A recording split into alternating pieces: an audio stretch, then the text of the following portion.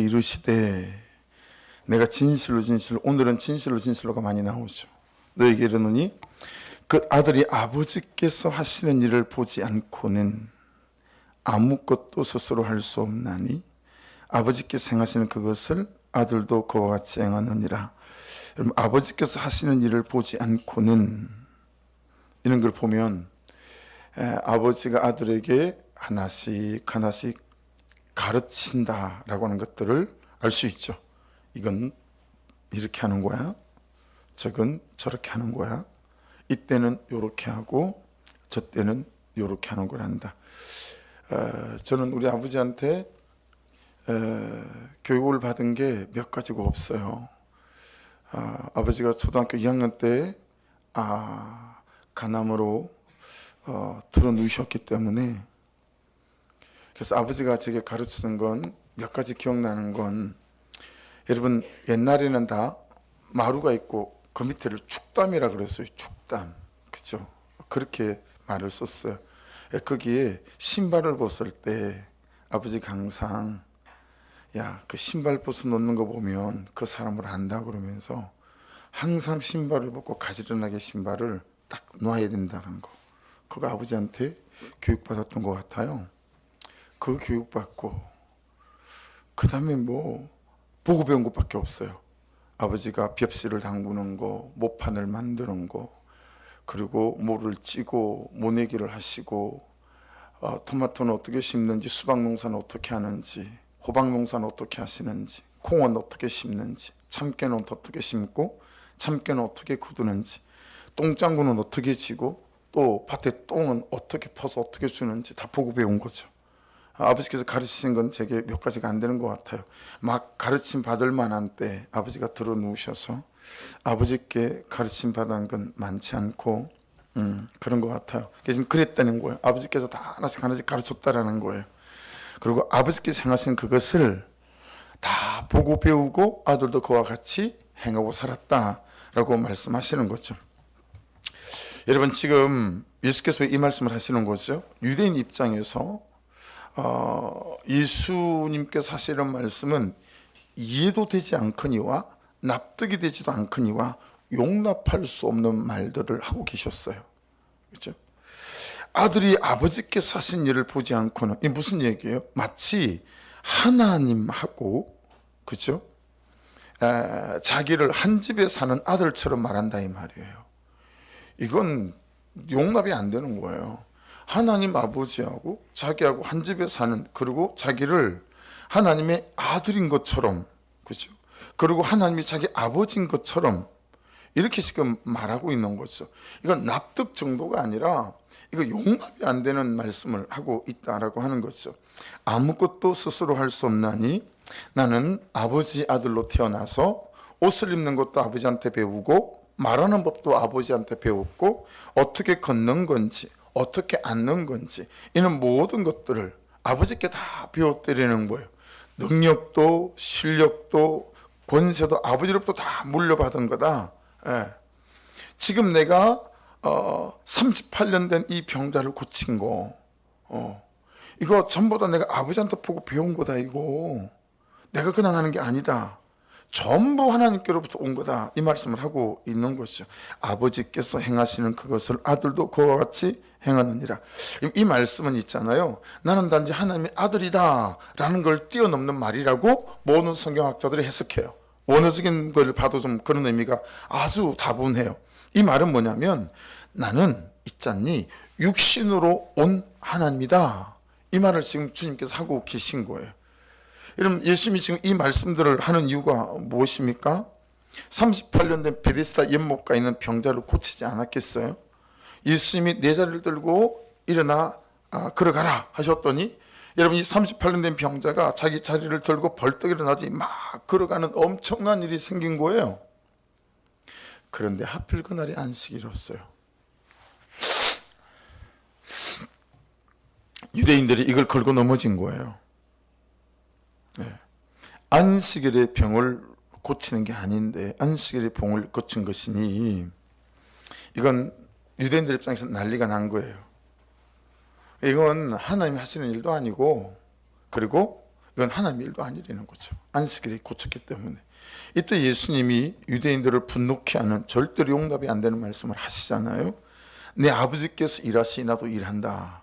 하나님을 바로 자기 아버지다라고 말하는 거죠. 그렇죠? 세상에 안식일을 범한 것도 용서받지 못할 일인데 하나님을 자신의 아버지라고 하는 망극한 놈이 어디 있느냐라고 하는 거죠. 여러분, 이 대화 속에는 정말 저와 여러분이 붙들어야 될 놀라운 진리가 있는 거거든요. 그러니까 여러분에게 정말 하나님은 아버지냐라고 하는 거예요. 예. 여러분에게 정말 하나님의 아버지 있습니까?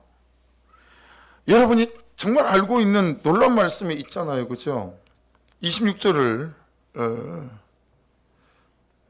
24절을 같이 읽어보겠습니다. 시작. 내가 진실로 진실로 너희에게로 네 말을 듣고 또 나 보내신 이를 믿는 자는 영생을 얻었고 심판에 이르지 아니하나니 사망에서 생명으로 옮겼느니라.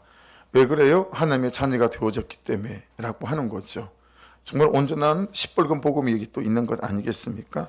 그러니까 여러분, 지금 예수께서 하시는 말씀은 하나님의 아버지다라고 하는 것처럼 저와 여러분이 요한복음 1장 12절 영접하는 자, 곧 그 이름을 믿는 자들에게는 하나님의 자녀가 되는 권세를 주셨다라고 하는 이것처럼 진짜 하나님이 내 아버지라고 내가 믿는가라고 하는 부분에 있어서 정말 질문되어져야 되고 점검되어져야 된다라고 하는 것입니다.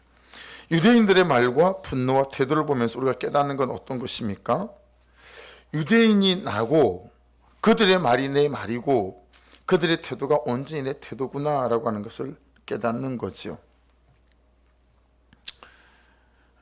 이제 우리 교회에서는 뭐 뻔한 말씀이지만 이제 요한복음 1장 1절 태초에 말씀이 계시니라. 이 말씀이 하나님과 함께 계셨으니 이 말씀이 곧 하나님이시니라 라고 하는 말씀 말입니다. 흔들리지 않는 진리, 그리고 절대로 흔들릴 수 없는 진리. 어떤 누구라도 말씀은 하나님이고 그리고 하나님은 말씀이다라고 하는 사실이지요. 이것은 내가 결정하고 내가 선택하고 내가 단정하고 뭐 그렇게 할 수 있는 게 아니에요. 내가 인정이 안 된다고 인정이 안 돼야 할 수 없는 거고, 내가 인정이 된다고 그때서부터 하나님은 말씀이고 말씀은 하나님입니다 뭐 그럴 수 없는 거예요. 그냥 말씀은 하나님입니다. 할렐루야. 이건 사실이에요. 이건 사실이에요. 이건 누가 바꿔놓을 수 없는 거다라고 하는 거예요. 믿어져요, 안 믿어져요, 거기에 따라서 달라지는 게 아닙니다. 여러분이 믿어지든 안 믿어지든 관계없이 그냥 말씀은 하나님이고 그리고 하나님은 말씀인 줄로 믿습니다. 그래서 여러분 생각해 보세요. 그리스도인의 최고의 복은 내가 예수를 믿습니다, 하나님을 믿습니다라고 하는 사람들에게 있어 최고의 복은 뭐냐면 이 말씀이 하나님이라는 사실이 내게 사실로 믿어지는 것입니다. 네. 그러면 말씀은 문자에서 활자와 글자에서 이 말씀이 내 삶에서 실제가 됩니다. 할렐루야. 여러분 이 선을 넘어서야 돼요. 이 선을 넘어서고 이 선을 극복해야 돼요. 다 이 문턱에서 주저앉아요. 이 문턱에서 주저앉습니다. 그냥 말씀은 말씀일 뿐이에요. 말씀은 문자고 활자일 뿐이에요. 이 말씀이 하나님입니다 라고 하는 것이 믿고 믿어져서, 그래서 그 말씀을 붙잡고 살아서 그 말씀이 내게 실제가 되어지는 일들을 우리는 너무 경험할 일이 없는 거예요. 그래서 힘이 드는 거예요. 네. 여러분 뭐 성경에 수두룩 빽빽하지만 그냥 말씀을 이렇게 묵상하다가 버뜩 생각나는 본문은 요소 6장이어서 요소 6장 1절인데 같이 한번 읽어보실래요? 시작. 이스라엘 자손들로 말미암아 여리고는 굳게 닫혔고 출입하는 자가 없더라. 보세요. 여리고가 굳게 닫혔다 그랬죠. 이스라엘 자손들로 말미암아. 지금 무슨 뜻이죠? 40년 전에, 저건 이제 가데스 바네에서 우리 그렇게 튼튼한 여리고성 있고 철기 문화를 쓰고 있고 3m가 넘는 거인들이 안악자손 있는 데는 우리 안 들어갈랍니다. 회군했죠. 그리고 40년 동안 광야를 돌고 난 다음에 지금 이제 여호수아하고 이스라엘 백성이 요단강을 건넜어요. 그 대목이란 말이에요. 그러니까 이스라엘 자손들로 말미암아 40년 전에 이미 홍해를, 애굽을 어떻게 무너뜨렸는지를 가나안 7족속은 다 들었어요. 기생 라합을 통해서 우리가 다 알게 됐죠. 그리고 지금 막 요단강이 홍수 때란 말이에요. 몸에 거두는 시기. 요단강이 가장 범람하는 때예요. 그때는 요단강을 건넌다는 건 있을 수가 없는 일인데 그때 요단강을 건너서 왔다 이 말이에요. 이게 여러분 어떤 표적을 보이려고 그랬는지 모르지만 갈라졌다라고 성경의 말씀을 표현하지 않고 이 요단강이 말려 올라갔다, 카페처럼 말려 올라갔다라고 성경에 기록하죠. 궁금하잖아요. 성경을 연구하는 성경학자들과 고고학자들이. 그래서 여러분 그 세계사를 통틀어서 당대를 추적해 본 것 아니겠어요? 그래 보니 진짜 이 카페처럼 말려 올라가면 생각해 보세요. 물이 카페처럼 말린다고 생각해 보세요. 자, 말리면 한 1km 위에 2km 위에는 어떻게 하겠어요? 강둑을 범람해서 엄청난 홍수가 벌어지겠죠. 강둑이 터진 것처럼. 실제로 고고학적으로 살펴봤더니 그 몇 킬로 위에 그 당대에 정말 범람했던 그런 세계사적인 흔적을 역사책에 가지고 있더라. 뭐 이런 것들을 여러분 다 찾아내지 않겠어요? 그런 일이 벌어졌으니 이스라엘 자신들로 말미암아서 여러분 여리고 문이 굳게 닫힌 거예요. 절대로 들어올 수 없도록. 그러니까 여리고 입장에서는 전쟁 준비가 완전히 끝났다는 뜻이에요. 그렇죠? 사단이 전쟁 준비가 완전히 끝났다는 말이기도 해요. 적용하면. 다른 얘기로 적용해 볼게요. 내 현실이 준비가 완전히 끝난 거예요. 나를 골탕 먹이고 나를 재라는 함정 속에 뒤집어 놓고 현실을 보면서 난 안 돼. 난 틀렸어. 이건 어쩔 수 없어. 이건 뭐 이제 끝난 거야. 그 정도로 그런 표현의 방식이 여러분 이게 여리고가 굳게 닫혔다라고 하는 거예요. 그 뒤는 뭐라고 말씀하시죠? 출입하는 자가 없더라. 그래요. 출입하는 자가 없더라. 여러분 하나님의 역사가 내게 흘러 들어올 수 있는 길이 아니라 틈 하나 없이 가로막혔다라는 뜻이죠. 여러분 이거 비일비재하게 우리 인생에 느끼는 바 아니에요? 야, 하나님의 은혜가 대로로 오는 정도가 아니고 하나님의 은혜가 요만큼도 흘러 들어올 수 없을 만한 틈이 다 막힌 것 같은, 이미 40년 전에 홍해가 갈라지는 사건도 들었고 며칠 전에 이 홍수가 범람하는 요단강을 건넜다는 사실도 알고 있었기에 한 번도 무너진 적이 없었던 여리고 요새가 이제 이스라엘을 맞이해서 딱하니 준비가 되어졌다. 출입하는 자 한 명도 없었다. 뭐 그런 뜻이. 나의 믿음과 나의 기도를 이길 준비를 사단과 현실이 다 끝냈다라는 거예요. 여러분 우리가 살아보면 사단보다 훨씬 힘이 센 게 뭐예요? 현실입니다. 현실보다 힘이 센 게 없어요. 그리고 우리는 전부 다 현실의 포로가 되고 노예가 되기 십상 아니겠습니까? 그렇죠? 그 현실이 준비 끝낸 거예요. 이제 꼼짝 마라. 못 이길 걸? 뭐 이런 상황이 벌어졌다라고 하는 거예요. 자, 그런데 그때 이스라엘 백성들에게 말씀이 떨어져요. 자, 어떤 말씀인지 한번 읽어보십시다. 2절부터 5절까지인데요. 같이 읽어볼게요. 시작. 여호와께서 여호수아에게 이르시되 보라 내가 여리고와 그 왕과 용사들을 내 손에 넘겨주었으니 너희 모든 군사는 그 성을 둘러 성 주위를 매일 한 번씩 돌되 여섯 동안을 그리하라. 제사장 7은 7 양각 나팔을 잡고 언약궤 앞에서 나아갈 것이요 7째 날에는 그 성을 7번 돌며 그 제사장들은 나팔을 불 것이며 제사장들이 양각 나팔을 길게 불어 그 나팔 소리가 너에게 들릴 때에는, 이 중요한 표현입니다. 들릴 때에는. 여러분 말씀이 깨달아지고 들리는 게 장난이 아니에요. 말씀이 들리잖아요. 그럼 하나님 역사하시겠다는 거예요. 할렐루야. 말씀이 깨달아지잖아요. 부담이 오잖아요. 성령의 감동이 오잖아요. 역사하시겠다라는 거예요. 그런데 대가 지불하기가 싫은 거예요. 그러니까 감동이 오는데 가만히 있어요. 그럼 여리고가 무너질 일도 없는 거죠. 나팔 소리가 너에게 들릴 때에는 백성은 다 큰 소리로 외쳐 부를 것이라. 여러분 은혜는 항상 내가 할 일을 말씀하십니다. 그때 외쳐 부르래요. 그리하면 그 성벽이 무너져 내리니 백성은 각기 앞으로 올라갈지니라 하시매. 여러분 여리고 문이 굳게 닫혔어요. 출입하는 자가 아무도 없어요. 근데 말씀이 뚝 떨어졌어요. 말씀이 뭐라고 떨어졌어요? 읽은 그대로예요. 하루에 한 바퀴씩 돌아라. 마지막 날 7바퀴 돌아라. 나팔 소리가 들리면 함성을 크게 질러라. 그렇게 말씀이 뚝 떨어졌어요. 자, 근데 이 말씀을 그대로 사실로 믿었습니다. 그리고 그렇게 했습니다. 자, 여호수아 6장 10절입니다. 같이 읽어볼게요. 여호수아가 백성에게 명령하여 이르되 너희는 외치지 말리며 너희 음성을 들리게 하지 말며 너희 입에서 아무 말도 내지 말라. 그리하다가 내가 너희에게 명령하여 외치라는 날에 외칠지니라 하고 되겠니? 이게 그 말을 얼마나 하고 싶었겠어요. 예? 이 무슨 말도 안 되는 짓이라니. 야, 좀 상식적으로 우리 좀 놀아야 되지 않을까? 라는 거죠. 예, 상식적으로.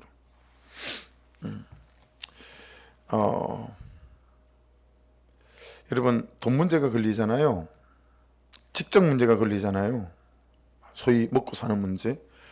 아이들 학교나 아이들 양육 문제가 걸리잖아요. 그럼 참 자신이 없어서요. 현실과 너무 타협하기가 쉽더라 라고 하는 거죠. 예. 잘했다고 생각하진 않아요. 근데 제게 주신 감동대로 순종하고 그냥 믿고 살았어요. 예. 개척해서 저는 아직 한 번도 사모님들이 일을 하지 않고 그냥 죽으면 숨겨지 죽지 뭐 하고 그런 분을 본 적은 없어요.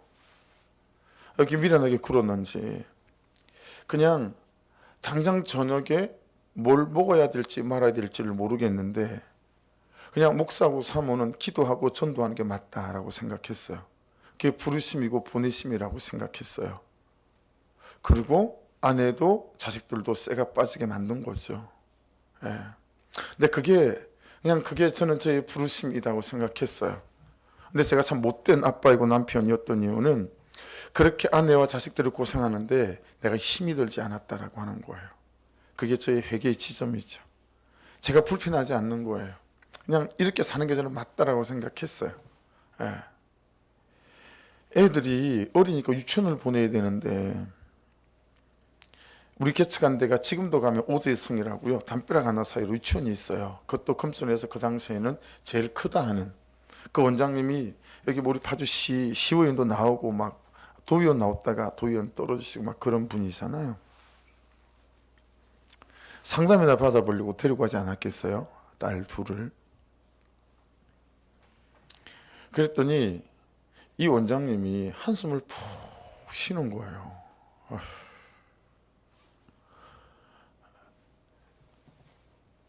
사연을 알고 보니까 남동생이 목사님이야. 일주일 전에 저 전라도 어디 시골을 갔다 왔는데 남동생이 개척을 한 거예요. 가서 보니까 사람 같지 않게 살았던 거예요. 근데 사람 같지 않은 목사가 찾아온 거예요. 그러니까 내일부터 그냥 보내세요. 그래가지고 여러분 내일부터 그냥 보냈잖아요. 그래가지고 우리 딸들이 그냥 오제성에서 그렇게 하나님이 다 챙겨주셨어요. 중학생쯤 되고 영어를 좀 공부를 시켜야 되겠는데 여러분 방법이 없지 않겠어요? 전화가 따라랑 왔어요. 목사님 저 심경이에요. 어쩐 일이냐. 청년 때 제가 가르쳤던 애예요. 근데 얘가 선교 영어학과를 나왔거든요. 서울시인데 정말 뭐 있는지도 모르는 학교. 그 중에서도 정말 그냥 뭐 쳐주지도 않는 학교과. 근데 그 과를 졸업하고 난 뒤부터 얘가 죽을 둥 살 둥 열심히 살은 거예요. 그래가지고 일산에서도 제일 좋은 학원에 영어 원장으로 온 거예요. 가봤더니 밑에 있는 교사가 전부 다 서울대, 연대, 고대 출신이에요. 얘는 서울시인데 선교영어학과 출신인데 삶을 얼마나 치열하게 살았는지 아시겠죠? 목사님 애들 보내주세요. 그래서 거기 우리 애들 전부 다 줄줄이 몇 년씩 영어 공부를 했어요. 예. 뭐 그런 식이에요. 그냥 그런 식으로 그냥 그렇게 버팅기고 살았어요. 여러분들에게 하나님께서 얼마나 이게 도대체 말이 돼? 라고 여러분께서 인정할 수밖에 없을 만한 처지에 여러분을 두시고 여러분 되지도 않는 말씀을 들이미시면서 이 말씀대로 한번 살아볼래? 라고 하실 때 그 말씀대로 순종하는 삶은 말씀이 실제가 되고 사실이 되게 만들 줄로 믿습니다. 그 남편에게는 그 아내에게는 여러분 참 순종한다는 게 그렇죠? 이 변할 것 같지 않고 변하지도 않고 언제 변화될지도 모르는 이 사람에게 말씀이 말씀하시는 대로 복종의 언어를 쓰고 산다는 것은 진짜 여러분 사람이 할 짓이 아니죠. 근데 여러분 그 말씀을 하나님으로 붙잡고 우리가 믿고 순종하는 삶이 있게 되어지게 될 때 여러분이 붙잡았던 모든 말씀은 사실이 되고 실제가 될 줄로 믿습니다. 우리 싸움은 다른 싸움이 아니에요. 말씀이 사실이 되는 보는 게 신앙생활이고 말씀이 실제가 되는 보는 것이 우리의 신앙인 줄로 믿습니다. 이 싸움에서 우리가 물러서지 말아야 되겠다라고 하는 것 아니겠어요? 그러니까 이스라엘 백성들이 야 되겠니 이 짓이? 그러면 하지 마라. 입 딱 닫고 그냥 주신 말씀 붙잡고 믿음으로 하루 한 바퀴씩 도는 거야. 또 그 다음날 하루 한 바퀴 도는 거야. 언제가 가장 어려웠을까요? 전 6일째라고 봐요. 자, 6일째 한 바퀴를 도는데 기왓장 하나도 안 떨어지는 거예요.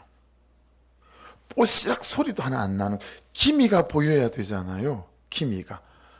여러분 그런데요, 어느 날 하나님께서 그 인간을 뒤집어 놓을 줄로 믿습니다. 유화의 불이 떨어져서 성령께서 맨날 삽질하는 그 인간을 바꿔놓을 줄로 믿습니다. 할렐루야. 너무 감사해요.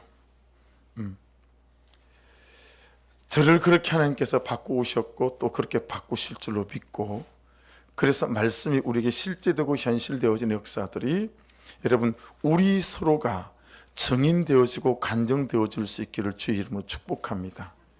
나는 여러분들을 간정하고 다니고 여러분들은 저를 간정하고 다니고, 너무 멋있잖아요. 그렇죠? 너무 멋있잖아요. 그러니까 그렇게 된 거죠. 그래서 여러분 여기에서 굉장히 중요한 놀라운 영적 원리가 하나 있어요. 자, 요소 6장 15절인데 같이 읽어볼게요. 시작. 일곱째 날 새벽에 그들이 일찍 일어나서 전과 같은 방식으로, 자, 무슨 방식으로요? 전과 같은 방식으로. 이걸 어떻게 부르죠? 여전한 방식으로 해요. 여전한 방식으로. 64달까지 뽀시락 소리도 안 나는데 일곱째 날 다시 아무 일도 없었던 것처럼, 아니 오늘 그 일이 일어날 것처럼 또 여러분 일어나서 세수하고 머리 감고 잘 들어야 하고 빗고 옷 딱 갖춰 입고, 그리고 다시 여리고성을 도는 여전한 방식으로 딱 서서 기왓장 하나도 무너지지 않는 그 현실 앞에 믿음으로 여전한 방식으로 걷는 거예요. 여전한 방식으로 새벽을 깨우고 여전한 방식으로 말씀 앞에 앉는 거예요. 그리고 될 것 같지 않은 그 삶을 다시 시작하는 거죠. 말씀은 일곱째 날 새벽에 그들이 일찍 일어나서 전과 같은 방식으로 그 성을 7번 도니 그 성을 7번 돌리기는 그날 뿐이었더라. 그렇게 말씀하세요. 그러니까 여러분 신앙은요 가장 큰 은사는 뭐냐면 일관성입니다. 지속성입니다. 꾸준하게 여전한 방식으로 가는 거예요. 여전한 방식으로 새벽을 깨우고 여전한 방식으로 큐티하고 여전한 방식으로 목장에 참여하고, 뭐 그때나 오늘이나 별일 없는데 라고 생각할지 모르지만 그 여전한 방식이 가장 큰 은사요 가장 큰 능력인 줄로 믿습니다. 그 시간들이 하나님의 역사를 불러오는 놀라운 때가 되어지기 시작하죠. 자, 그리고 여러분 이 전과 같은 방식은 죄 미시파트라고 하는데, 한번 따라해 보십시오. 여전한 방식으로. 또 따라해 보십시오. 그 될 것 같지 않은 사소한 순종으로. 할렐루야. 이 세상의 순종 중에 사소한 순종은 없습니다. 정말 될 것 같지 않은 그 사소한 순종이 여리고성을 무너뜨리는 거예요. 어떻게 해요? 여전한 방식으로. 말씀 앞에, 예배 앞에, 기도 앞에 서 있게 될 때 여러분 그 될 것 같지 않은 사소한 순종이 그 무지막지한 여리고성을 무너뜨리는 이유가 되어진다 라고 하는 거죠. 어느 날 문득 여러분이 큐티하고 새벽을 깨우고 잠을 탁 깨어났는데, 그냥 예배 중에라도 잠을 깨어난 그 중에라도 스치는 감동 속에 너 아들을 위해서 기도 좀 해야 되지 않겠니? 어떻게 해요? 라고 했는데 어떻게 해요? 라는 감동을 주실 때 여러분 매일마다 아침에 일어나자마자 그 아들이 앉아있는 그 방 앞에 무릎을 꿇고 그 방에 문고리를 붙잡고 하나님 이 아들을 책임져 주소서. 이 아들이 예비하는 백성이 되게 도와주십시오 라고 기도하기 시작하셨다면 그 될 것 같지 않은 사소한 순종을 하나님이 되게 하실 때까지 멈추지 않기를 주의 이름으로 축복합니다. 그 사소한 순종이 여리고성이 무너지고 한 영혼이 무너져서 하나님 앞으로 돌아오는 그건 역사의 단초가 될 줄 믿습니다. 감동은 버릴 게 없고 순종은 버릴 게 없습니다. 특별히 말씀을 듣다가 말씀을 읽다가 큐티하다가 올라오는 감정 깨닫게 되시는 부담과 감동은 그것이 어떤 사소한 것일지라도 붙잡으시고 순종하시는, 사소한 것에 순종하는데 일관성 있게 여러분 여전한 방식으로 그 순종에 순종하실 때 하나님은 말씀이 하나님이라는 사실을 여러분에게 정명해 보일 줄로 믿습니다. 그게 말씀이에요. 말씀은 붙잡고 사는 사람에게 있잖아요. 야, 내가 하나님이다라는 사실을 반드시 보여주십니다. 결국 마지막 날이 왔어요. 6장 20절입니다. 같이 읽겠습니다. 이에 백성은 외치고 제사장들은 나팔을 불며 백성이 나팔 소리를 들을 때 크게 소리질러 외치니 성벽이 무너져 내린지라. 백성이 각기 앞으로 나아가 그 성에 들어가서 그 성을 점령하고. 할렐루야. 여러분 앞에 있는 모든 여리고 성이 무너지고 그 성을 점령하시는 그날 속히 오기를 주의 이름으로 축복합니다. 여전한 방식으로 그 사소한 것에 일정한 시간과 방식과 공간을 따라 순종해가는 그 삶. 한번 시작한 자리는 절대 여러분 거기에 의심의 불이 자라지 않도록 그 자리를 끊임없이 나의 믿음이라는 엉덩이로, 기도라는 엉덩이로 그 자리를 지켜내야 된다라고 하는 것을 알 수 있습니다. 다시 말씀드립니다. 그리스도인의 인생 최고의 복은 이 말씀을 하나님으로 믿는 믿음입니다. 할렐루야. 이 믿음에 순종이라는 삶을 보태시면 그럼 말씀은 문자에서 활자에서 글자에서 내 삶의 실제가 되어지는 역사가 나타날 줄 믿습니다. 가만 오늘 말씀이 뭐라고 하셨지? 이 질문의 전제가 뭡니까?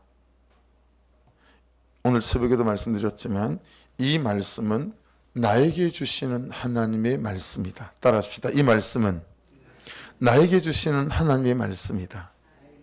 또 따라합시다. 이 말씀은 지금 나의 문제에 대한 하나님의 대답이다.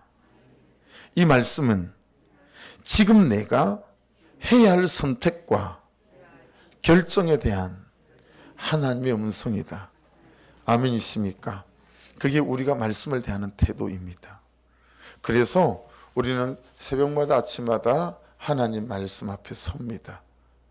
가만 오늘 말씀이 뭐라고 하셨지? 이 전제는 이 세 가지 전제. 내가 오늘 해야 될 내 방향, 그것에 대한 선택, 내가 오늘 해야 될 내 방식과 방법, 그것에 대한 나의 결정에 대한 하나님의 대답이다라고 하는 거죠. 그래서 이 말씀에서 말씀하시는 그 대답을 붙잡고 내가 사소한 순종을 똑하니 서 있는 여리고성 앞에서 시작하는 거예요. 시작하는 거죠. 그러면서 하나님께서 나에게 행하시는 것들을 보고 살아가는 거죠. 여러분, 내 다리가 가려운데 남의 다리 걷는 거야. 내 다리가 시원하지 않아서 문제지 별 문제 없어요. 그러나 가만을 안 해서 문제지만 그나마 가만을 한다 할지라도 말씀을 내 생각으로 읽고요. 그리고 해석하고 이런 걸 정말 여러분 이 못된 습관을 잘 고치셔야 합니다. 어떻게 하든 말씀의 울타리 안에서 말씀으로 자꾸 내 삶을 진단하고 해석하고 그리고 거기서 말씀이 말씀하시는 바를 붙잡고 가는 이 연습과 이 훈련이 절대로 게을르지 않기를 주의 이름으로 축복합니다. 이게 그리스도의 정병을 만들어내는 거예요. 근데 자꾸 우리는 말씀이 말씀하시는 바를 가지고 진단하고 해석하지 않고 내가 알고 있는 일반적 견해와 상식, 지난날의 그 어떤 경험, 그것도 어떤 경험은 힘이 있어요? 내가 어떻게 했었던데 그게 어떤 결과를 만들어냈으면 그건 너무 힘이 있어요. 그러지 말고요. 매일 그날의 말씀이 그날의 문제에 대해서 대답하실 수 있도록 저와 여러분이 여러분 그날의 말씀으로 그날을 해석해 가고 진단해 가는 은혜가 있기를 주의 이름으로 축복합니다. 뭐 따라 안 해도 되는 거지만 따라해 보십시다. 본문을 2번 읽고 또는 3번 읽고 묵상 간정을 읽고 본문 해설을 읽고 새벽 설교 영상을 듣고 말씀이 말씀하시는 말씀으로 진단하고 해석하고 적용하자. 할렐루야. 여러분 그렇게 말씀대로 우리 삶에 적용되어서야 합니다. 예. 새벽에 우리가 오늘 붙잡고 살았던 말씀이에요. 요한복음 5장 8절 예수께서 이르시되 일어나 내 자리를 들고 걸어가라 하시니 이 사람이 38년을 아팠던 이유가 뭐죠? 38년 동안 그 삶에서 헤어나지 못한 이유. 이 사람이 들고 일어선 자리가 어떤 거라고요? 자기 견해예요. 네, 자기 고집이에요. 자기 방식이에요. 내가 붙잡는 지식에 자꾸 여러분 내 견해가 보태지면 그게 뭐가 된다고요? 완고함이 되어져요. 네. 그래서 여러분 착한 사람 중에 완고한 사람이 99%입니다. 착한 사람 중에 완고한 사람이 엄청 많아요. 두 번째, 정말 자기 삶에 성실한 사람들 있죠. 이 사람들 중에 완고한 사람이 100%입니다. 자기 삶을 성실하게 사는 사람들일수록 항상 그 삶은 어떤 결과를 만들어내 오거든요. 이건 일반 은총이에요. 특별 은총은 예수를 믿으면 구원받는 것이 특별한 은총 은혜고요. 일반 은총은 뭐예요? 모든 사람의 밭에 비가 온다라는 거예요. 그렇죠? 예수 믿는 사람 밭에만 비가 오는 게 아니잖아요. 모든 사람의 밭에도 비가 오는 것처럼 예수를 안 믿어도 성실히 살면 인생의 결과를 만들어내게 돼 있어요. 이걸 일반 은혜라고 해요. 그러니까 여러분 정말 성실하게 살고 삶의 태도가 좋은 사람들은 100명이면 100명 다 완고합니다. 왜 그럴까요? 자기의 승진한 삶으로 항상 결과를 만들어내 왔고요. 그런 사람이 50점 되고 60점 되잖아요. 그럼 다 삶이 안정돼 있어요. 적어도 자기 마누라고 자기 자식은 그냥 먹이고 입히고 정도하는데 별로 문제가 없어요. 그러니 얼마나 완고한지 아세요? 복음이 안 들어가요. 지식에, 그것도 잘못된 세속적 지식에 여러분 이 자기의 이 성실했던 태도가 보태지면 완고함이라는 덩어리가 만들어지죠. 이 38년 된 병자는 이 잘못된 지식 위에 견해가 보태져서 그렇죠? 그러면서 이제 완고함이 만들어졌죠. 그리고 38년을 그렇게 살았습니다.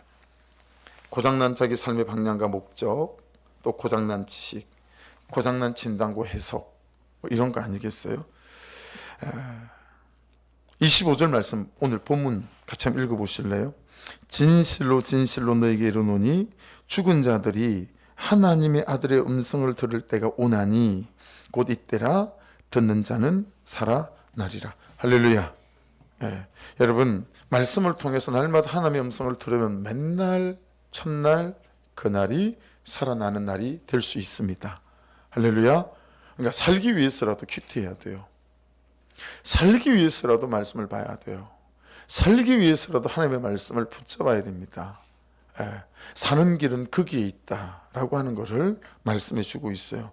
24절 그 위에 있는 구절을 읽어보실래요? 시작. 내가 진실로 진실로 너에게 이르노니 내 말을 듣고 큰 밑줄이에요. 내 말을 듣고 두 번째 또 나 보내신 이를 믿는 자는 그렇죠?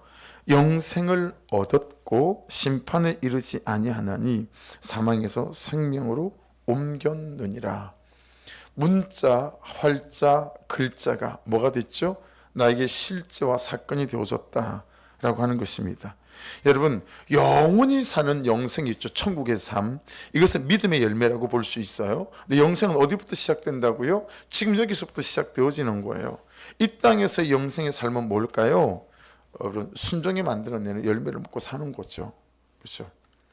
20절을 보겠습니다. 20절 같이 읽어볼까요? 시작. 아버지께서 아들을 사랑하사 자기가 행하시는 것을 다 아들에게 보이시고 또 그보다 더 큰 일을 보이사 너희로 놀랍게 여기게 하시리라.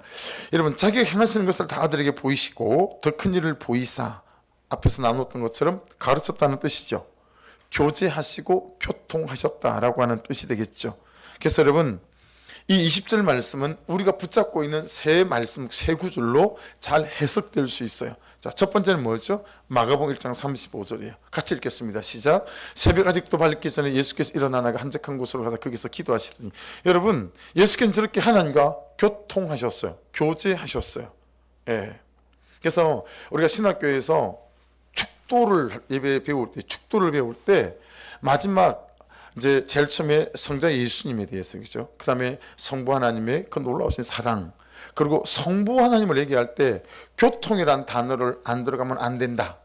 축도할 때 교통이라는 단어는 꼭 넣어야 된다. 왜냐하면 성령이 하시는 일이 아버지 하나님과 우리를 교통하게 하신다라는 거예요.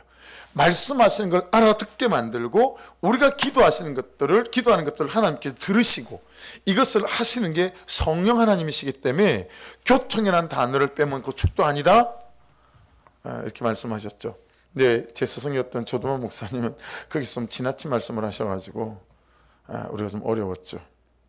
왜냐하면 조동환 목사님은 목사가 주일날 두 손 들고 성도들의 안녕과 행복을 빌었는데 성도들 가정에 문제가 생기는 건 목사 책임이다.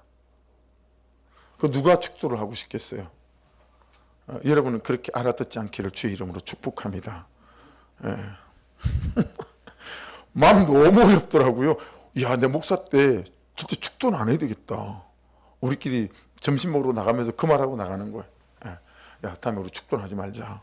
이러면, 아니, 그 목사가 손 들고 축도하면 그게 다 목사 책임이라니. 그게 우리 조동만 목사님의 믿음이었어요. 그리고 그게 목사의 자부심이셨어요. 그게 예수 그리스도를 믿는 기도의 믿음이라는 사실을 왜 모르겠어요.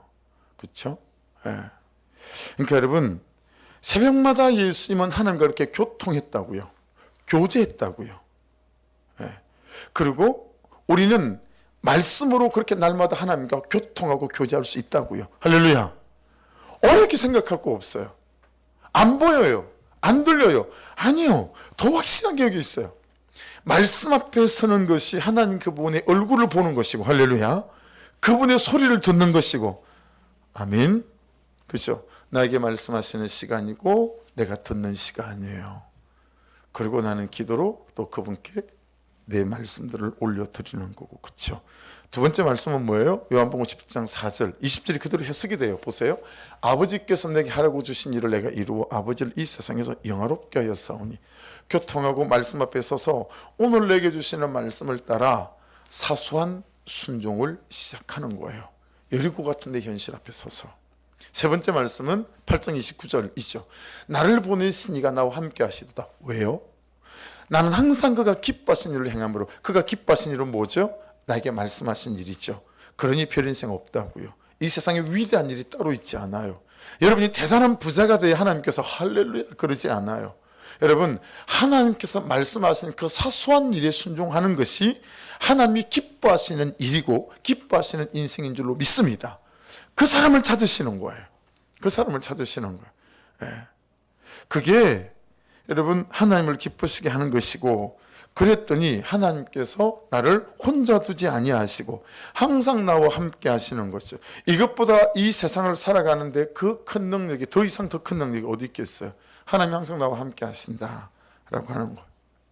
여러분, 이 20절이 이렇게 잘 세 구절로 해석되어지셔서 여러분의 삶 속에서 이 말씀이 누려지고 이 말씀이 실제될 수 있기를 주의 이름으로 축복합니다.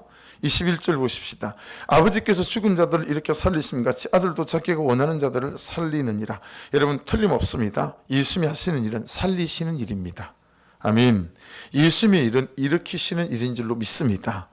그래서 우리는 살아날 수 있고 일어날 수 있습니다. 아멘. 힘이 되지 않아요? 예수께서는 여러분을 부자 만들러 오지 않으신 줄로 믿습니다. 우리는 예수 그리스도를 부자 만들러 오신 줄로 우리가 착각해가지고, 부자는 꼭 굳이 뭐 그럴 거 있어요. 부자는 덤으로 주시는 거예요. 할렐루야. 말하고 넘어가야지. 또 안 그러면 또 삐져가지고 또. 아멘. 그게 아세요? 다시 할게요. 부자는 덤으로 주시는 거예요. 그래도 아멘 안 하면 어쩔 수 없지 뭐. 아니 살아보니까 그러지 않던가요? 채워주시니까. 그렇죠? 채워주시잖아요. 하나님 채워주시는 분이세요. 예. 근데 그게 우리를 부르신 목적 아닙니다. 예. 여러분, 예수님이 우리를 살리시는 게 그분의 일이니 어찌 우리가 안 살아날 수 있겠어요. 그렇죠? 그분은 우리를 살리시는 분이시고 우리를 일으키시는 분이시다. 참 이게 소망이 돼요. 야, 이것 때문에 이분이 오신 거다. 아버지께서 죽은 자들 이렇게 살리신 같이 아들도 자기가 원하는 자들을 살리는지라.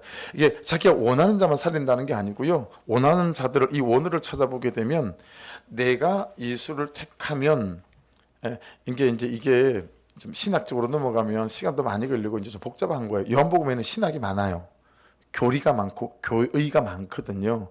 이제 이런 부분에서 이제 우리 성결 감리교 있는 신학에는 이제 선행적 은총 뭐 이런 말을 써요. 예. 그러니까 내가 하나님을 선택하기 전에 이미 내가 하나님을 선택할 수 있는 하나님의 선행된 앞선 은혜가 우리 가운데 있다.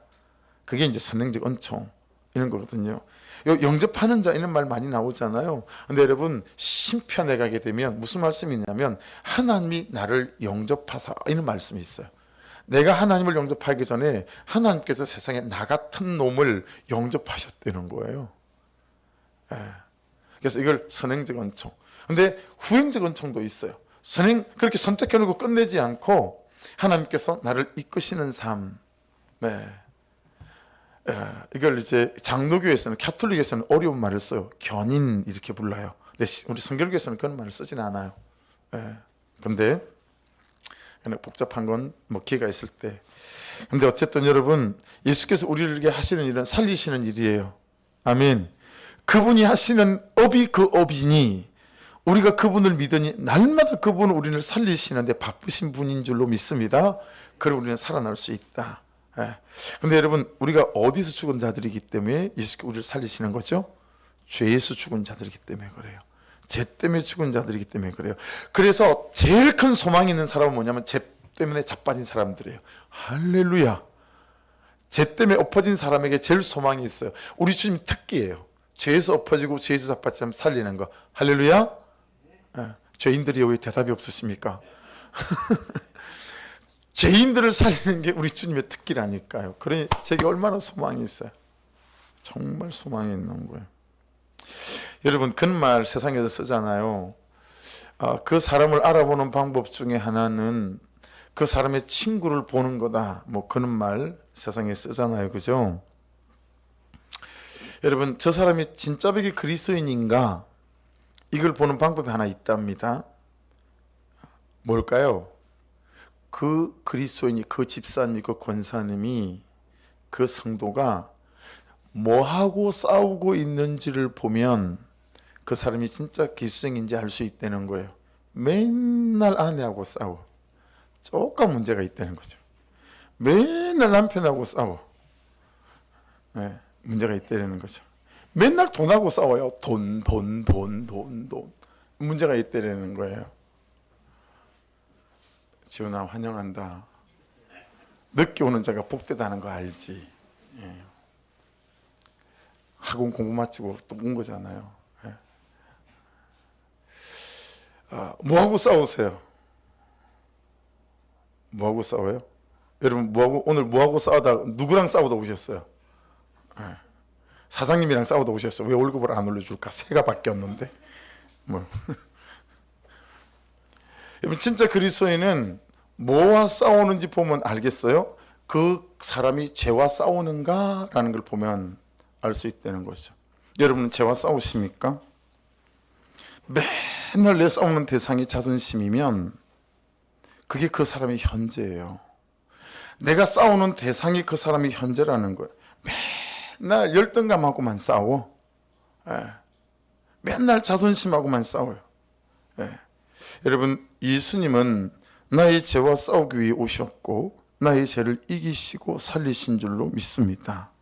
그러니까 내가 정말 죄와 잘 싸우고 있나, 싸우는 사람인가 라고 하는 걸 이 나를 살리시러 오신 예수 앞에서 우리가 돌아봐야 될 부분이겠다. 또 한 가지는 뭐냐면 추구하는 것을 보면 안 되는 거죠. 추구하는 것을 보면 내가 추구하는 게 뭐지? 잘 모르겠다는 분들이 있어요. 한 방에 알 수 있는 방법이 있어요. 어떻게 하면 되냐면 내 시간을 어디다 가장 많이 쓰고 내 재정을 어디다 가장 많이 쓰는가, 이거 보면 내가 추구하는 바를 알 수 있어요. 예. 아우 집사님 나 올해부터 하루 30분 기도하기로 했어. 우와. 그랬더니 옆에 다른 박 집사님이 난 1시간 하기로 했어. 아, 그게 우리 수준이에요. 옆집 아줌마하고 맨날 3시간씩 수다 떨어. 3시간씩. 우리 남편 오늘도 또 그러고 나가더라. 막 이러면서 막 남편 욕하고 막 시어머니 욕하고 하는데 3시간씩 써요. 근데 하루 30분 기도한 자기 막 로데오를 걷다가 눈에 그냥 옷만, 그 옷가게 한 4개, 5개 되잖아요. 옷만 보면 눈이 휘둥그레져 가지고 그거 들어가서 옷 싹 살피고 나오는데 40분이 걸리는 거예요. 그럼 여러분 5개를 다 거쳐서 집에 올라가 그러면 4시간이 걸리는 거예요. 하나도 안 아까워 그 시간은. 네, 하나도 너무 해피해. 이거 입을까 저거 입을까, 입어봐도 돼요? 그리고 이거 입어보고 저거 입어보고, 그리고 또 안 사. 아이고. 그래서 미안해요 뭐 그러고 나오면 다행이고, 하나도 안 아까워 그 시간이. 집사님 오늘 나와서 교회 청소 좀 합시다. 바빠요. 바쁘기는 옷 본다고 바쁘지. 남편 밥 해주는 게 바쁘고 못하고, 그죠? 집 치우는 게 바빠서 못하잖아요. 다른 일이 바쁘셔가지고. 아니 주부가 집 치우는 거 말고 더 바쁜 일이 뭐가 있지? 전 은사가 아니에요. 할렐루야. 그래서 은사 있는 저보고 자꾸 우리 애들도 저보고 하래요. 집 치우는 은사는 내가 갖고 있으니까. 근데 제 주관이에요. 그건 우리 가정에서만 우리 주관이에요. 우리 가정에서만 그게 통용돼요. 우리 은사대로 살자. 그래서 저는 우리 가정에서 청소하고 정리하는 거 가족들이 안 해도 아무 소리 안 해요. 왜냐면 제가 그 은사가 있거든요. 전 정돈하고 청소하면 해피해지니까. 그러니까 교회에서마저 시키시면 곤란합니다. 난 집에서도 좋게요. 네. 은사대로 사는 거 좋아요. 근데 나만 은사대로 사니까 힘들지. 그죠? 나만 은사대로 살아? 다른 사람은 은사대로 안 살아. 여러분 가정에서 말이에요. 네. 여러분 무엇에 시간을 쓰고 무엇에 내 재정을 쓰는가를 좀 살피세요. 하나님을 위해서 재정을 쓰세요? 하나님을 위해서 좀 시간을 쓰십니까? 그걸 보면 내가 추구하는 게 뭔지 그냥 한눈에 싹 보이는 거죠. 22절을 보실게요. 아버지께서 아무도 심판하지 아니하시고 심판을 다 아들에게 맡기셨으니. 자, 이 말씀 보고 참 깨닫는 바가 있었어요. 여러분 하나님 아버지가 아무도 심판하지 않으셨지만 누구를 심판했죠? 대신 아들을 심판하셨어요. 그렇죠? 자, 이걸 우리가 은혜라고 부르잖아요. 아들에게 죄를 물으셨어요. 내 죄인데. 아들에게 죄를 씌우셨어요. 내 죄인데. 그리고 아들이 저의 죄 때문에 죽었어요. 그게 십자가 은혜죠. 우리가 그 은혜 속에 사는 사람들이고, 아들에게 심판하라고 했더니 아들은 심판을 하지 않고 오히려 당신이 심판을 당했습니다. 왜 그랬을까요? 그게 살리는 길이었기 때문에 그랬습니다. 여러분, 살리는 길은 그를 심판하는 게 아니고 내가 심판당하는 겁니다. 그리 보면 우리는 살리는 일은 하나도 하지 않고 맨날 비싼 밥 먹고 죽이는 일만 하는 거예요. 왜요? 우리는 그 사람을 심판하지 나를 심판하지 않으니까. 예. 예수는 심판하라고 보냈더니 나를 심판하지 않으시고 당신이 당신을 심판하시고 당신이 십자가에서 죽으신 거잖아요. 그래서 어떻게 됐어요? 제가 살았잖아요. 이게 복음 아닙니까? 근데 우리는 왜 이렇게 알량한 지식 가지고, 알량한 믿음 가지고, 알량한 순종 가지고 왜 이렇게 우리는 다른 사람을 판단하고 정죄하고 비판하며 우리는 심판하고 죽이는 일에 이렇게 앞제비로 살아갈까요? 정말 십자가는 어디 가버리고 복음은 어디 가버리고 없는지 제 삶이 그리 부끄럽고 여러분은 어떠신지 모르겠습니다. 우리는 일생을 심판하느라, 판단하느라, 정죄하느라 시간이 부족하고 잠이 부족한 사람들 아니겠습니까? 수시로 십자가에 누구를 답니다. 네, 수시로. 죄는 딱 여기까지 우리를 내모는 것 같아요. 골고다 언덕에서 누군가를 십자가에 매다는 현장에 로마의 병사로 나를 전락하게 만드는 거죠. 제사장으로 전락하게 만드는 거고요. 그래서 여러분, 여기 심판이라는 단어 있죠. 이 본문에 이게 크리시스라는 단어인데요, 판단한다, 결정한다 이런 뜻도 있지만 진단이라는 뜻도 있어요. 그러니 여러분, 말씀은 그렇게 살아가는 나를 진단하게 하는 거죠. 말씀마저 없다면 우리가 어떻게 진단될 수 있겠어요? 어떻게 내 죄를 보겠어요? 말씀은 틀림없이 거울이고 숨은 그림 찾기고 그 틀린 그림 찾기가 맞는 것 같아요. 말씀을 통해서 거울에 비추어서 말씀에 비추어 내가 틀린 데를 보는 거죠. 그렇게도 해야 되지 않겠어요? 다른 사람이 틀린 거 말하면 정말 싫으니까, 뭐 원수지간을 만들어 버리니까. 네. 심판하라고 맡기셨더니 주님은 자신을 십자가에 매다는 것으로 사람들을 심판하고 사람들을 살리셨습니다. 여러분, 심판은 틀렸다라고 하기 위해 하는 것이 아니라 살리기 위해 하는 것이 심판인 줄로 믿습니다. 우리의 모든 판단과 우리의 모든 정죄는 그를 죽이기 위한 것이 아니라 그를 살리기 위한 것이어야 된다라고 하는 것이죠. 그래서 유다가 뭐라고 고백한 거예요? 그는 나보다 옳도다. 여러분, 말씀이, 복음이, 신약과 구약이 오메가면 전부 다 연결되지 않습니까? 우리가 붙잡고 있는 게 전부 연결되고 지금 일관되게 무엇을 말씀하고 있는지 정말 맞는 길을 가는 거예요.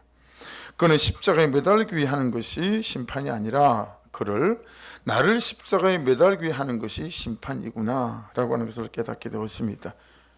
그는 하나님의 구속사 안에서 나를 위해 수고하는 사람인 거죠.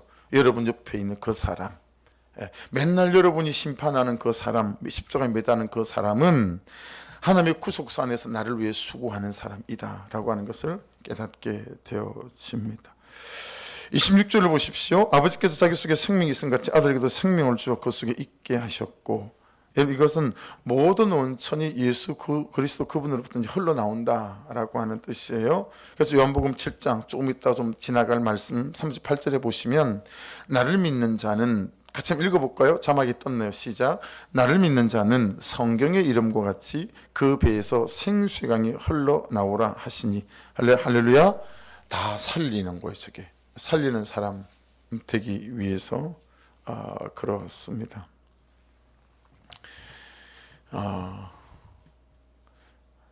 화면이 되게 어둡게 나오는구나.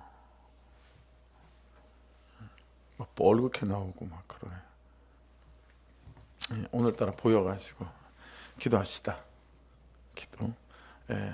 말씀에서, 화면에서 제가 지금 저를 보고 말한 것처럼 오늘 말씀에서 여러분이 보이고 제가 보일 수 있는 은혜가 있기를 주의 이름으로 축복합니다. 우리 찬송 한 장 드리고 오늘 말씀을 가지고 두세 개 같이 좀 기도하기 원합니다. 보혈을 지나 찬송 드리고 기도 제목 드리겠습니다.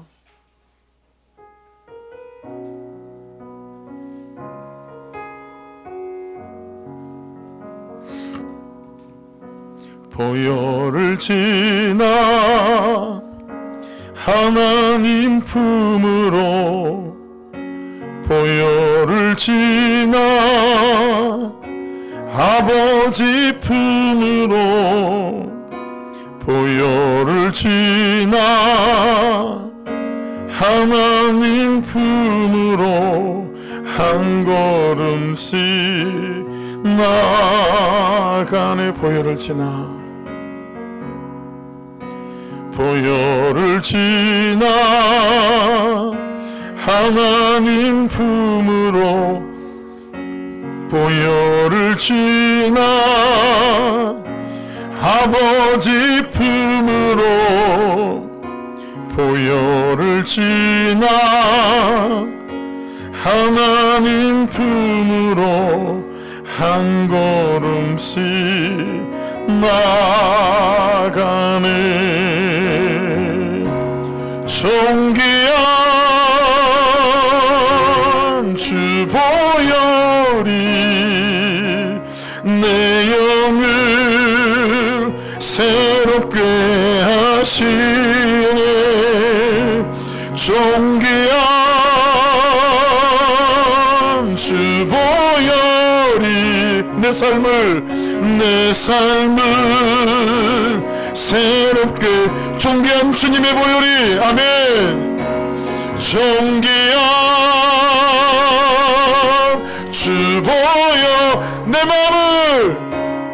내 마음을 새롭게 하시네. 존귀한 주 보여 내 상처 새롭게, 존귀한 주님의 보혈이 우리를 새롭게 합니다. 존귀한 주 보혈이 내 감정 새롭게 하시네. 존귀한 보혈이 내 영을 새롭게 하네. 여러분 여기 한번 보실래요? 이거 보이세요? 안 보이죠? 멀어가지고 안 보이죠? 제가 취미생활 이렇게 좋아하는 것 중에 하나가 뭐냐면 글씨를 쓰는 거예요. 제가 갖고 있는 책들이나 큐티책에 보면 제가 글씨를 쓴 데가 굉장히 많아요. 그래서 저는 붓펜 있잖아요. 붓펜이 제 서랍에 한 10개 있어요. 종류별로 다 있어요. 붓펜이. 어떤 때는 이 붓펜을 꺼내서 쓰고 어떤 때는 저 붓펜을 꺼내서 써서 붓펜으로 글씨 쓰면 그냥 이게 좋기도 하고 재밌기도 하고 힐링도 되고. 근데 여러분 요즘 제가 가장 많이 쓰는 말이 어떤 말이냐면, 별로 은혜가 안 되는 말일 텐데 한번 들어보실래요? 지금 부흥이 되면 안 된다. 이게 요즘 제가 가장 많이 쓰는 거예요. 무슨 이런 말이 다 있을까요? 하나님 부흥을 주십시오. 근데 하나님께서 어떻게 반문하시냐면, 야 지금 부흥을 줘도 되겠니? 이런 대화가, 이런 감동이 오고 갔어요. 야 남목사 기훈아 지금 부흥을 줘도 되겠니? 여기에 너무 많은 하나님 그분의 마음이 실려서 제게 와서 저를 때리는 거예요. 너의 불순종, 너의 교만, 말씀대로 살지 않는 많은 모습이 이대로인데 내가 여기에 참 네가 긍휼스럽고 안타까워서 부흥이라는 걸 주면 너 괜찮겠니? 그럼 너는 그렇게 은혜를 가벼이 여기고 보혈을 가벼이 여기고 대충 여길 터인데 너 그래도 괜찮겠니? 이런 많은 하나님의 메시지가 제 가슴을 때렸어요. 그래서 요즘 뻑하면 이거를 좀 써요. 지금 부흥이 되면 안 된다. 그 말이 저를 하나님께로 더 가져가게 만들어요. 더 하나님을 바라보게 만들고 말씀을 바라보게 만들어. 예 주님 맞습니다. 제가 더 거룩해지길 원하고 제가 주의 은혜 가운데 여전한 방식으로 지극히 사소한 순종 가운데 서가는 백성이 되고 싶습니다. 그래서 내가 나의 부흥의 때를 결정하지 않게 하시고 그냥 하나님께서 나의 부흥의 때를 결정해 주십시오 라고 하는 거죠. 사랑하는 여러분, 우리 나의 부자의 때, 부흥의 때, 풍성한 때를 하나님 그분께 좀 내어드리지 않으시겠습니까? 우리가 해야 될 일은 뭐죠? 오늘 말씀처럼 이 말씀을 하나님으로 믿는 믿음으로 주시는 감동 앞에 사소한 순종을 여전한 방식으로 해가는 것입니다. 그러면 하나님이 가장 좋은 때에 여러분에게 부자의 때를 주시고 또 부흥의 때를 주시고 풍요의 때를 주실 줄로 믿습니다. 이 시간 기도하실 때 아버지 하나님, 이 밤에 예수의 보혈로 나를 정결케 하시고 깨끗게 해주십시오. 새 마음을 주시고 새 감정을 주십시오. 새 생각을 주십시오. 이 하나님 견고한 38년 된 병자가 붙잡고 살았던 자기 방식, 자기 견해, 자기 경험, 이 고장난 지식, 고장난 해석, 고장난 삶의 추구, 이게 똘똘 뭉친 그 완고함을 아버지 이 밤에 풀어헤쳐서 제로 보게 하시고 깨닫게 해주셔서 온전히 하루에 한 번씩 한 바퀴를 돌아라고 말씀하셨을 때 아버지 그 한 바퀴를 돌았던 것처럼 이제는 말씀이 하나님으로 실제가 되고 사실이 되어지는 이 은혜를 경험하는 백성이 되게 하여 주시옵소서. 이 기도의 용을 잡고 기도하면서 하나님 부자의 때 그리고 붕의 때를 내가 결정하지 않고 하나님께 이 밤에 내어드리겠습니다. 대신 저는 말씀을 하나님으로 믿고 참 주시는 부담과 감동 앞에 사소한 여전한 방식의 순종을 시작할 은혜를 부어 주시옵소서. 우리 주여 한번 부르고 같이 기도하며 좀 긴 호흡으로 이 기도 제목 기도하고 한 번 더 기도하고 그 다음에 자유롭게 기도하고 우리 친구들은 안쓰기도 하고 그렇게 주께 성령님께서 이 시간 일하시도록 이때를 좀 맡기고 싶습니다. 우리 주여 한번 부르고 같이 기도하겠습니다. 주여